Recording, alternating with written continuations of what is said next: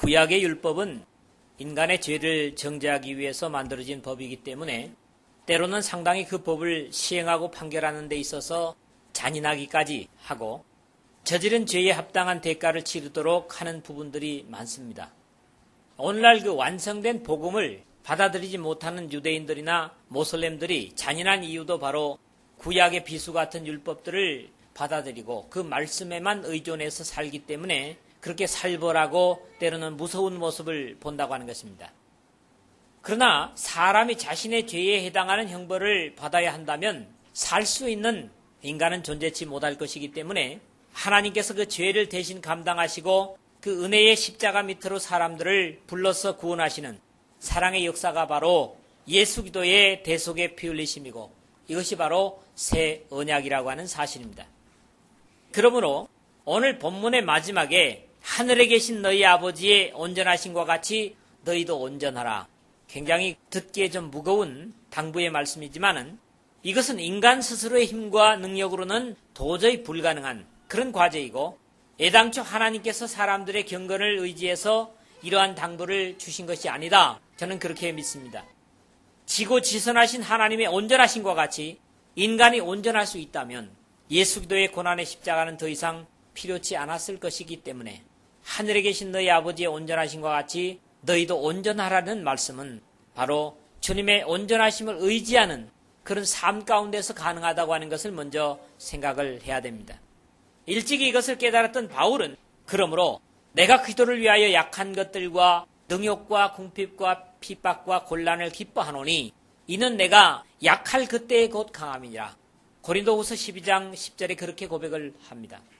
약한 것, 궁핍한 것, 곤란한 것 이런 것들은 다 힘겹고 어려운 것이지만은 이것이 나로 하여금 더욱 주님을 의지하게 하는 이유이기 때문에 그리고 그것을 더욱 의지할 수밖에 없는 약할 때 곧 내 안에 그리스도께서 강하게 되심을 인해서 감사한다. 그런 고백을 하고 있습니다. 그러므로 우리가 하나님과 같이 온전해질 수 있는 방법은 자신을 얼마나 부인하고 주님을 얼마나 의지하느냐에 성패가 달려있다. 그렇게 먼저 결론부터 말씀을 드리고 싶습니다. 오늘도 우리 중 많은 사람들은 자신의 공로로 또는 자신의 경건으로 하나님 앞에 자신을 인식시킬 수 있다고 잘못 생각하는 것들을 봅니다. 그러나 우리 자신의 어떤 수고와 희생도 우리를 하나님 앞에 세우지 못한다는 사실을 알아야만 합니다. 다만 주님의 은혜를 의지해서 자신을 부인하고 주님을 의지하며 매 순간을 사는 것만이 가치가 있고 진정한 경건이 될 것이라고 하는 사실을 이 말씀을 들으면서 확신하시기를 바랍니다. 오늘도 나 자신이 주님 앞에 머무르고 있다면 그것은 나 자신의 믿음 때문이기보다는 주님의 은혜 때문이라고 하는 사실에 감사할 수 있기를 바라는 겁니다. 오늘도 본문을 살피면서 4가지 정도로 이 말씀을 나누겠습니다. 먼저 38절에서 42절의 말씀인데요. 율법을 폐하러 오신 것이 아니라 완전케 하러 오셨다고 하신 주님의 말씀은 정확한 기준이 없다면 이 율법과 복음 사이에서 우리는 혼란을 겪을 수도 있는 그런 가르침입니다. 또 눈은 눈으로 이는 이로 갚으라 하는 것을 너희가 들었으나 그렇게 인용하시는 본문을 보면 출애굽기 21장 22절에서 25절 말씀인데요. 이 부분은 뒷부분에서 정리하도록 하고 여기에서 중심이 되는 말씀은 역시 악한 자를 대적지 말라 하신 것입니다. 이것은 한마디로 천국 시민의 악의 대응에 대한 가르침이다. 그렇게 볼 수 있습니다. 이것은 몇 가지의 의미로 이해를 해야 할 것 같습니다. 야고보서 4장 7절에서는 그런즉 너희는 하나님께 순복할지어다. 마귀를 대적하라. 그리하면 너희를 피하리라. 근신하라 깨어라. 너희 대적 마귀가 우는 사자같이 두루다니며 삼킬 자를 찾나니 너희는 믿음을 굳게 하여 저를 대적하라. 이는 세상에 있는 너희 형제들도 동일한 고난을 당하는 줄 알미니라 하는 베드로전서 5장 8절에서 9절의 말씀은 악이나 어둠에 대한 대적을 분명히 대항하라고 하는 그런 말씀을 보는 데서 오늘 말씀과 상당히 간격이 있다고 하는 것을 봅니다. 우리가 읽은 야고보서 4장 7절이나 베드로전서 5장 8, 9절의 말씀에 대적하라고 하는 말씀도 사실은 그 의미적으로 보면은 우리 자신 스스로가 대적하라고 하는 그런 말씀이 아님을 성경에서 봅니다. 대적하라 하는 이 말씀은 본래 반대편에 서다 또는 거역하다, 어떤 것에 굴하지 않다 이런 말씀입니다.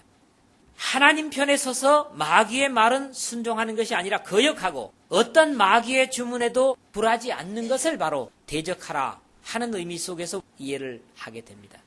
이 말씀에 실패한 사람이 누굽니까? 바로 하와입니다.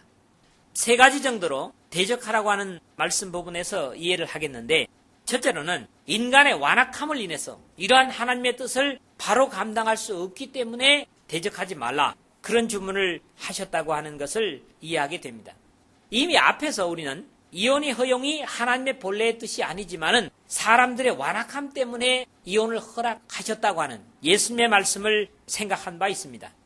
마태복음 19장 8절과 마가복음 10장 5절에 동일하게 나타나는 말씀이죠. 악한 자를 대적하지 말라 하는 것은 우리 자신들이 순수하지 못하기 때문에 대적하는 것 자체가 옳지 못할 수 있다, 그런 의미에서 이 말씀을 첫째로 이해하고요. 둘째는 우리가 대적해야 할 것은 사람이 아니라 뒤에서 그 사람을 움직이는 어둠의 세력이기 때문에 악한 사람을 대적하지 말라, 이렇게 말씀을 하셨다고 이해하는 것이 두 번째입니다. 악한 자를 대적지 말라 하신 후에 뒤에 보면 뭡니까? 너를 송사하여 속옷을 갖고자 하는 자가 있다면, 그런 말씀하거든요. 그렇기 때문에 어떤 악한 자가 우리를 법정에다가 이끌어내는 그런 어떤 상징적인 말씀을 연결되는 말씀에서 이해할 수 있다고 하는 것이죠. 악을 나에게 해오는 그 사람 자체가 문제가 아니라 그 사람을 악하도록 부추기는 어둠의 세력이 더 문제라고 하는 부분을 하나님은 경계로서 주시는 것이다, 그렇게 생각을 하고요. 세 번째로는 악한 자를 대적함으로써 나 자신이 추해지고 더러워질 수 있기 때문에 악한 자를 대적지 말라, 이렇게 주문하셨다고 보는 거죠. 법정에서의 판가름은 앞에서도 제가 말씀드린 바 있지만은 최종적인 방법으로 결국 법으로서 이기고 진 관계는 절대로 회복되기 어려운 관계가 되고 맙니다. 법정에 가서 한번 판결을 받고 난 원고나 피고가 화해하는 일은 거의 없습니다. 그렇지 않던가요? 물론 이 말씀은 신앙의 사람들에게는 법이 전혀 필요 없는 그런 것이라고 하는 의미는 아닙니다. 결국 흙탕물에 같이 뒹굴다 보면 같이 더러워지는 것은 당연한 이치입니다. 사도 바울은 삼가 누가 누구에게 악으로 악을 갚지 말게 하고 오직 피차 대하든지 모든 사람을 대하든지 항상 선을 쫓으라, 데살로니가전서 5장 15절에 그렇게 말씀을 했고요. 베드로 사도 역시 악을 악으로 욕을 욕으로 갚지 말고 도리어 복을 빌라, 이를 위하여 너희가 부르심을 입었으니 이는 복을 유업으로 받게 하려 하심이니라, 베드로전서 3장 9절에 그렇게 말씀을 하였습니다. 오른뺨을 치려던 왼편도 돌려대라, 이 말씀이 같은 병행 구절인 누가복음 6장 29절에 보면 내 이뺨을 치려던 젖뺨도 돌려대며 그랬거나 또는 속옷을 가지고자 하는 자에게 겉옷까지도 가지게 하라, 그런데 이 말씀이 누가복음에서는 또 반대로 돼 있어요. 내 겉옷을 빼앗는 자에게 속옷도 금하지 말라, 이렇게 돼 있다고요. 억지로 오리를 가게 하거든 그 사람과 심리를 동행하라, 또는 부하는 자에게 주며 내게 꾸고자 하는 자에게 거절하지 말라, 이렇게 돼 있습니다. 이런 모든 의미들은 사실상 철저하게 법정에서 또는 법이라든가 이런 것을 통해서 나를 벌거벗기려는 의도로 접근하는 악한 의도들의 구체적인 표현들이지만은 진정한 하늘의 백성은 보이는 세계에서나 없어질 것들을 다 잃는다고 해도 의연한 하나님의 백성됨을 잃어서는 안 된다, 이런 경계로서 이 말씀을 이해해야 될 것 같습니다. 사실 우리의 한 뼘을 치는 사람에게 액면 그대로 다른 뺨을 돌려대면 상대는 더 분노할 수 있습니다. 그리고 예수님께서도 이렇게 말씀하셨지만은 직접적으로 그러신 적이 없습니다, 성경에. 바울도 그런 일을 당했을 때 다른 뺨을 돌려대는 그런 자세가 아니라 한 군데 보면 이렇습니다. 대제사장 아나니아가 바울 곁에 서는 사람들에게 그 입을 치라 명하니 바울이 가로되 회칠한다며 하나님이 너를 치시리로다, 내가 나를 율법대로 판단한다고 앉아서 율법을 어기고 나를 치라 하느냐, 오히려 이렇게 대항을 했다고요. 사도행전 23장 2절 3절을 보면 그렇습니다. 또 실제로 율법 시대의 이스라엘에서 옷을 전진물로 삼기도 하는 그런 모습들을 들어보는데요. 여기 보면 누가 겉옷은 달라고 할지 몰라도 속옷을 달라 하겠어요. 근데 또 겉옷을 달라 하면 속옷도 줘라, 그렇지 않습니까? 겉옷을 입던 것은 적어도 어느 정도 수용이 되는데 남이 입던 속옷은 별로 내키질 않아요. 속옷을 달라고 하는 자에게라는 건 뭡니까? 앞에서 제가 말씀드렸던 대로 완전히 나를 사람들 앞에 수치스럽게 발가벗기려고 하는 그런 의도가 더 강하다고 하는 것을 보는 것입니다. 옷을 저당 잡는 그런 반대적인 입장의 부분들을 두 군데만 제가 보겠는데요. 먼저는 출애굽기 22장 26절에서 27절의 말씀입니다. 내가 만일 이웃의 옷을 저당 잡거든 해가 지기 전에 그에게 돌려보내라. 그 몸을 가릴 것이 이뿐이라. 이는 그 살의 옷인즉 그가 무엇을 입고 자겠느냐. 그가 내게 부르짖으면 내가 들으리니 나는 자비한 자임이니라. 옷을 저당을 잡았을지라도 해가 질 때까지 너가 가지고 있지 말고 돌려주라는 거예요. 만약에 그 사람이 덥지 못하고 추우면서 떨면서 하나님 나를 불쌍히 여기십시오 하면 그 사람의 기도를 하나님께서 들으시고 오히려 옷을 저당 잡고 있는 그 사람에게 보복하시겠다고 하는 그런 말씀이거든요. 또 반대적인 입장에 보면 이렇습니다. 해질 때에 전진물을 반드시 그에게 돌릴 것이라.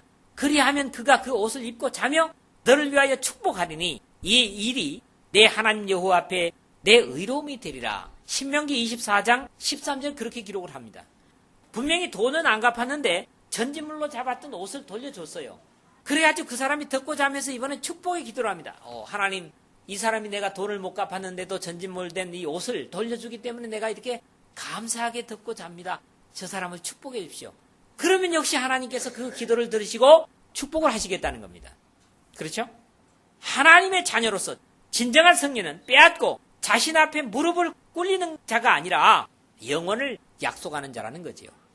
그러므로 하나님의 자녀들은 억울하고 분할 때 이를 갈면서 두고 보자 하는 것이 아니라 웃으면서 영원에서 보자.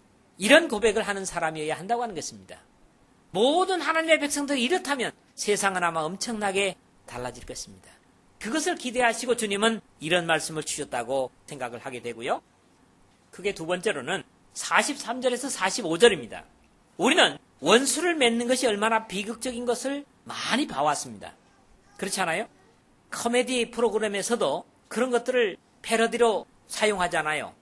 칼을 쓱쓱 갈고 있으면서 내가 몇십 년을 내 부모의 원수를 갚기 위해서 칼을 갈았다. 칼을 뽑아라. 이런 것들이 코미디가 될 정도로 흔한 얘기가 되어 있다는 거예요. 그렇죠? 자, 너무나 유명한 얘기죠. 몬테규가의 아들 누굽니까? 로미오. 캐플릿가의 줄리엣. 이 두 사람이 왜 그런 비극적인 결말로 사랑을 끝냈습니까? 원수라고 하는 것 때문이죠. 원수 집안끼리의 어떤 그 사랑이 결국 열매를 맺지 못하고 비극적으로 끝나는 것을 왜 셰익스피어가 썼겠어요?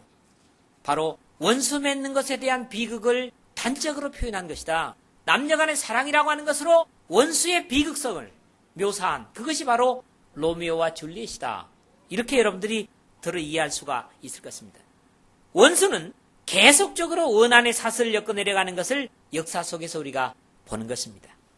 또 내 이웃을 사랑하고 내 원수를 미워하라 하는 구약의 직접적인 표현은 성경에는 나타나지 않고 있음을 보는데요.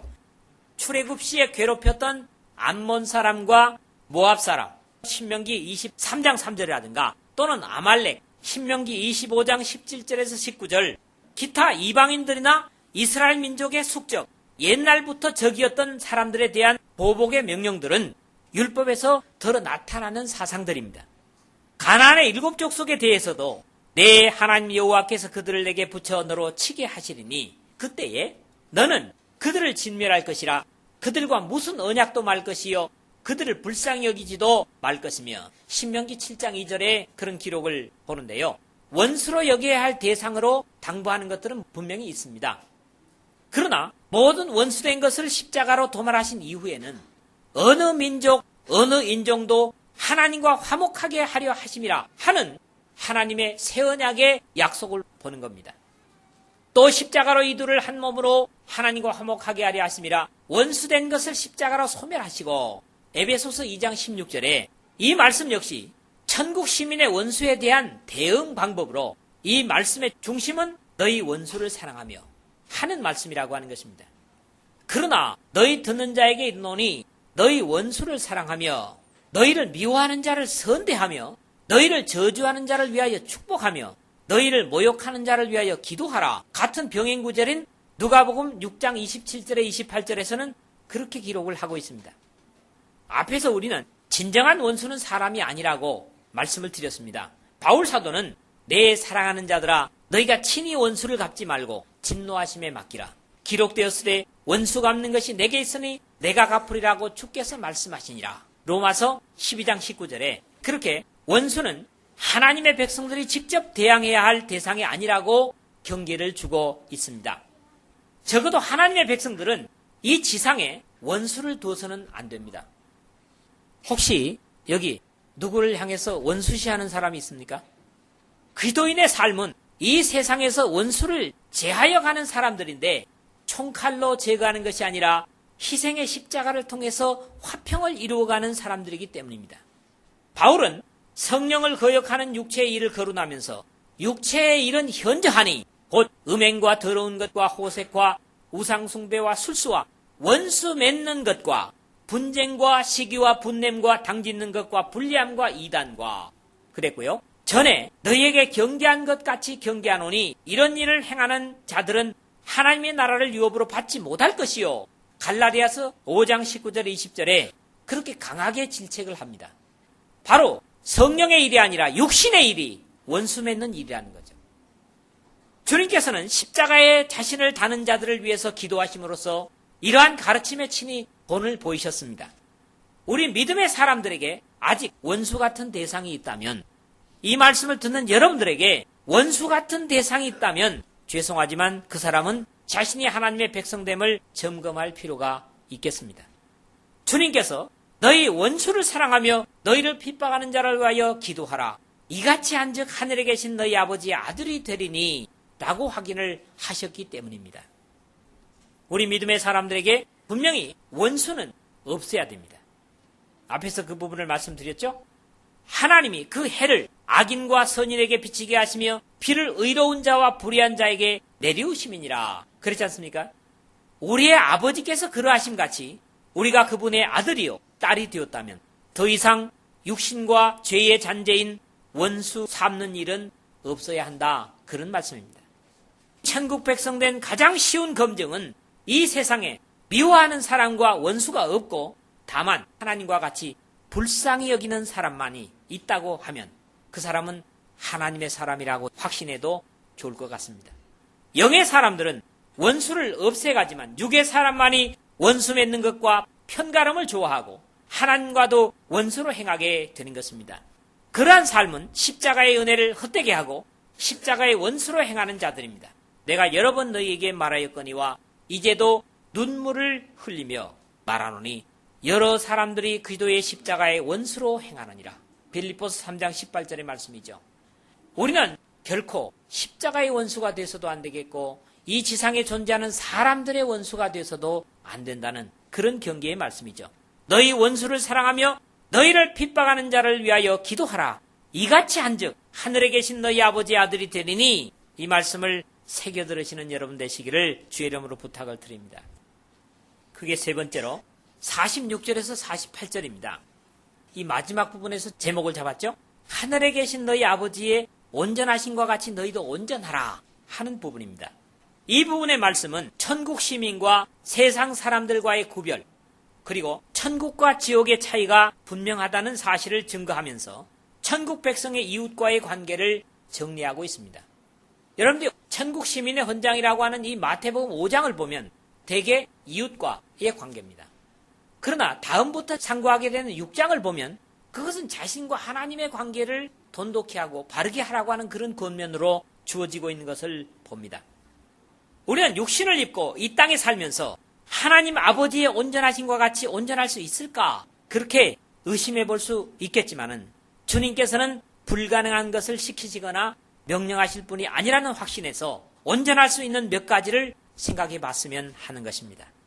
첫째로는 세상과 구별된 삶으로서 온전할 수 있습니다. 실제적인 부분이기 때문에 여러분들이 잘 새겨들었으면 합니다.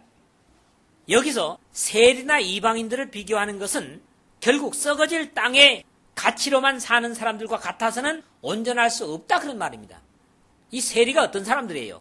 매국노들이요. 자기 민족들의 피를 빨아내는 사람들입니다. 로마에서 징수하는 세금보다도 자기 몫을 더 챙겨 걷어들이는 이게 세리라고요.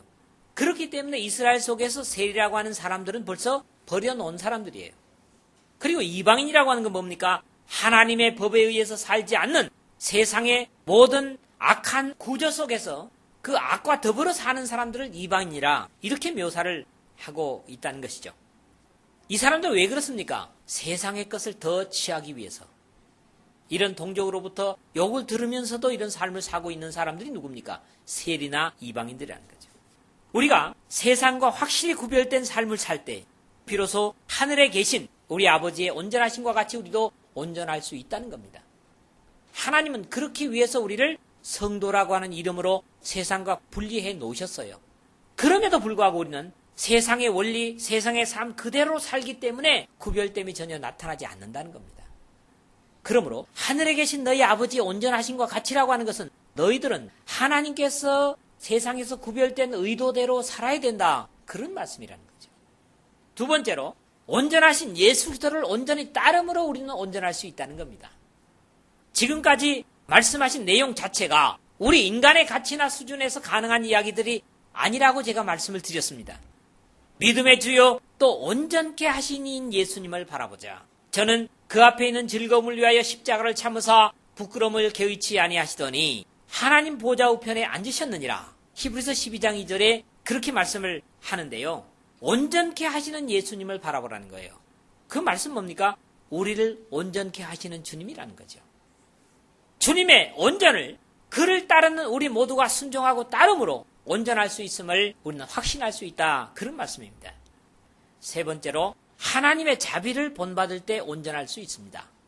누가복음에서 이 말씀의 병행 구절인 6장 36절에 보면 이 부분을 하늘에 계신 너희 아버지의 온전하심 같이 너희도 온전하라. 그렇게 말씀하시질 않고 너희 아버지의 자비하심 같이 너희도 자비하라. 이렇게 말씀을 하고 있어요. 여기 자비하심이라고 하는 말이 원래 무슨 말이냐 하면요. 인정 많은 또는 불쌍히 여기는, 동정하는 그런 뜻을 가진 오이크틀몬이라는 말입니다. 이것은 세상에서 모든 사람을 대상하는 하나님의 모습입니다. 아울러 천국 시민의 자세라는 거죠.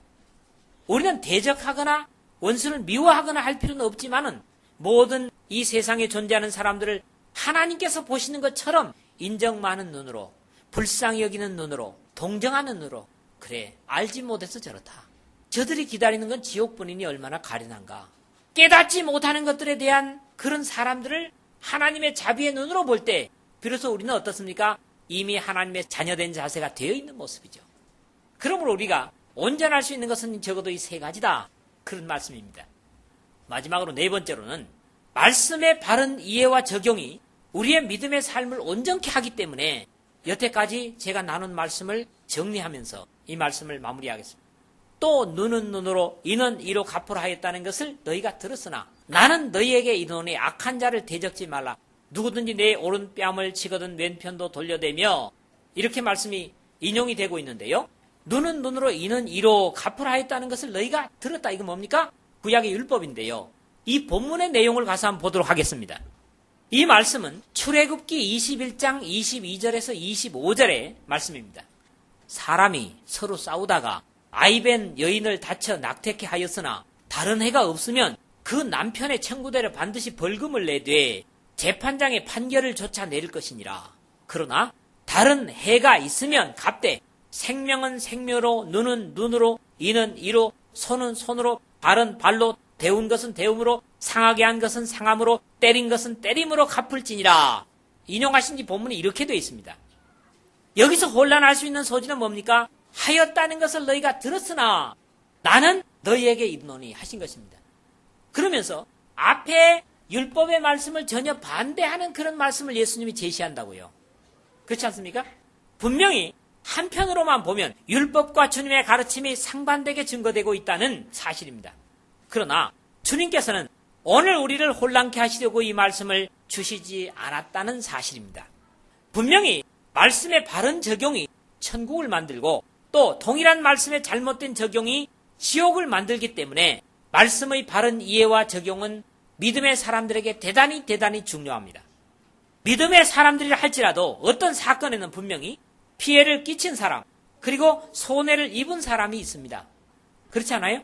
하나님의 말씀을 피해를 입은 사람이 피해를 끼친 사람에게 이렇게 말하는 겁니다.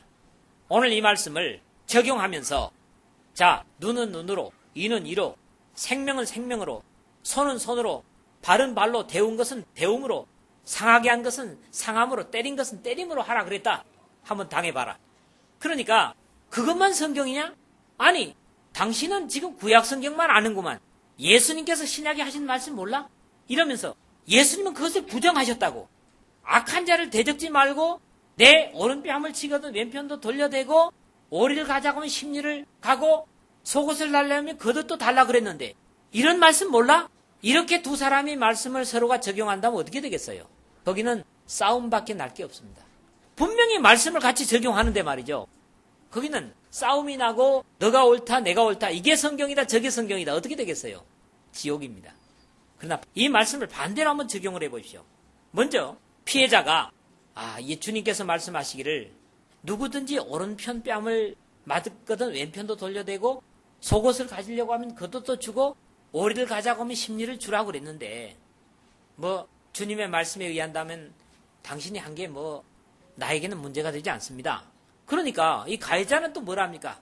무슨 말씀을요? 눈은 눈으로 이는 이로 데움은 데움으로 생명은 생명으로 때린 것은 때움이라 그러는데 제가 당연히 거기에 상응하는 대가를 드려야지요. 꼭 같은 말씀인데 어떻게 됩니까? 이렇게 되면 화해가 생긴다고. 화해가 생기고 거기는 뭐가 생겨요? 천국입니다. 서로가 서로를 용납하고 서로를 위하니까 말이죠. 그렇지 않습니까? 자, 안타까운 사실은 하나님의 말씀을 삶의 모토로 삼고 산다고 하는 많은 그리스도인이 말로는 희생의 십자가를 지고 산다고 하면서도 말씀을 언제나 자신에게 유리하게만 적용한다는 사실입니다. 이 시대의 사람들이 말이죠. 여기에는 절대로 화해나 기쁨은 있을 수 없습니다.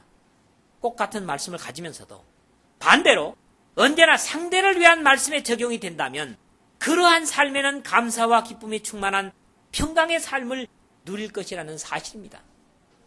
그런데 안타깝게도 많은 사람들은 이 말씀을 거꾸로 적용하고 있다는 거죠. 상대를 생각하는 것보다 내 입장에 서서 하나님의 말씀을 소화하려고 합니다. 그러므로 천국을 누리는 것이 아니라 다툼과 싸움과 지옥을 맛보게 되는 그런 모습들을 이 세상에서 많이 보는데 이 말씀 듣는 여러분들은 적어도 그런 사람 없기를 바랍니다. 앞에서 이미 너에게 이르노니 너희 의가 서기관과 바리새인보다 더 낫지 못하면 결단코 천국에 들어가지 못하랴. 20절에 말씀하셨던 주님은 천국의 백성으로서 모든 관계에 있어서 하늘에 계신 너희 아버지의 온전하심과 같이 너희도 온전하라. 그렇게 당부를 하십니다. 그런데 마지막 부분에 제가 드린 말씀을 바로 이해하는 사람들은 온전한 사람들이 될 수가 있을 것입니다. 온전한 천국의 백성으로 살 수가 있을 것입니다. 그러나 마지막에 이 말씀을 바로 적용하지 못하고 거꾸로 잘못 적용하면 절대로 온전한 천국의 백성이 되지 못할 것입니다. 그렇기 때문에 이 말씀을 순종하고 잘 적용해서 여러분 모두의 삶에는 천국이 풍성하고 화평과 기쁨과 감사가 충만한 하나님의 자녀된 삶이 되시기를 주님의 이름으로 부탁을 드립니다.